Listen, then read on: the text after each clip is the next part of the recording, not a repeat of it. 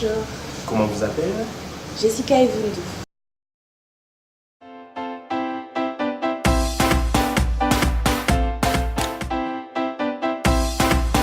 Nous sommes à Mpita, sur l'avenue Chikaya Utamsi, non loin du rond-point Mpita et du centre culturel Tatiruta.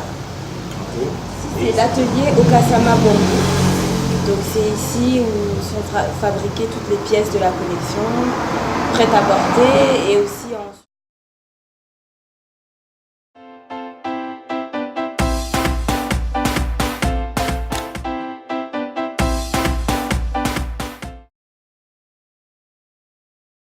Alors Okasama Bamboo, en fait l'idée elle est née en 2015.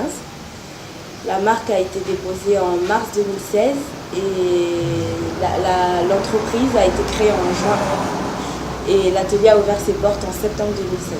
Donc on peut dire que ça fait déjà 2 ans qu'on est en plein, que Okasama Bamboo est né, mais on a vraiment commencé les activités en septembre 2016.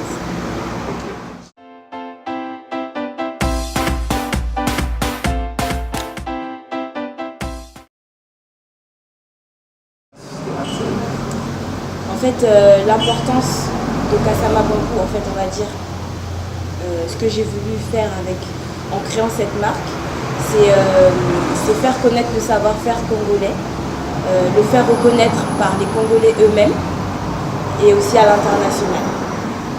Au Congo, il y a beaucoup de personnes qui ne valorisent pas en fait tout ce qui est fabriqué dans notre pays.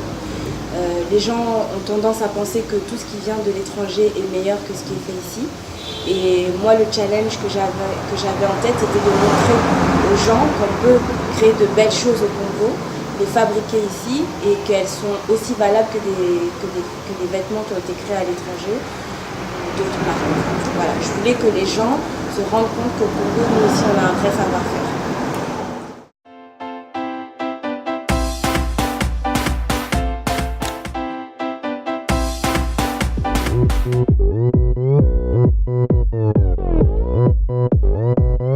오빤 강남스타일 강남스타일 낮에는 따사로운 인간적인 여자 커피 한 잔에 여유를 아는 품격 있는 여자 밤이 오면 심장이 뜨거워지는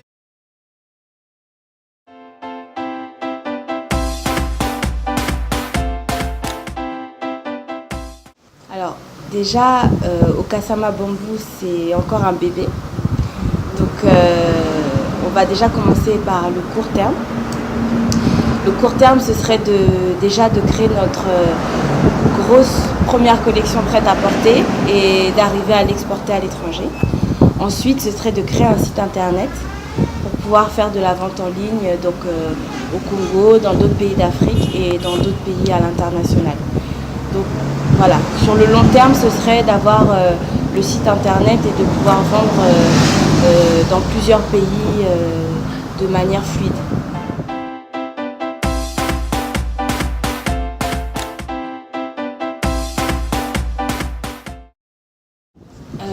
Alors ici, Okasama Bamboo a participé à un défilé qui a eu lieu le 31 mars, qui avait été organisé par Irma, la société Irma. C'était un événement qui s'appelait KFS, Koyekola Fashion Show. C'est un événement qui a été créé dans le but d'éduquer les gens sur des thématiques spécifiques. Le 31 mars, la thématique c'était le cancer de l'utérus. Donc il y a eu une mobilisation autour de cette maladie. Et ensuite il y a eu un défilé de 5 stylistes, dont nous. Voilà, on a présenté nos collections au public de Pointe-Noire.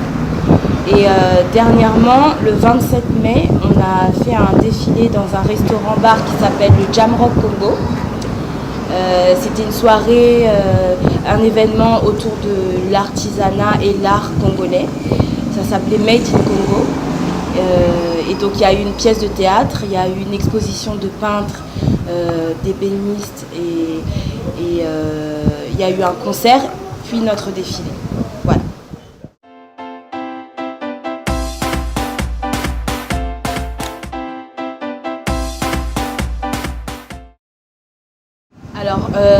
Là, prochainement, on va participer au concours de jeunes créateurs du Carrousel de la mode. Donc ça aura lieu entre le 15 et le 18 juin.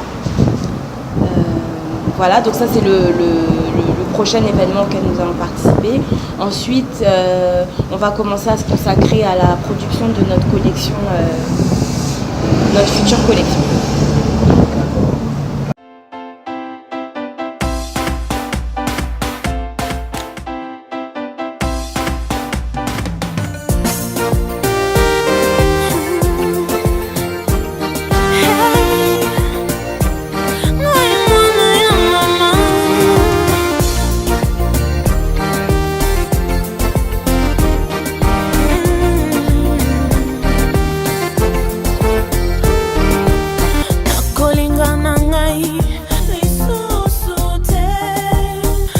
Kabayangai mutema te nakosopayangai mayoniso te nakobomayangai ndoto te bapasi oyo lakisinga.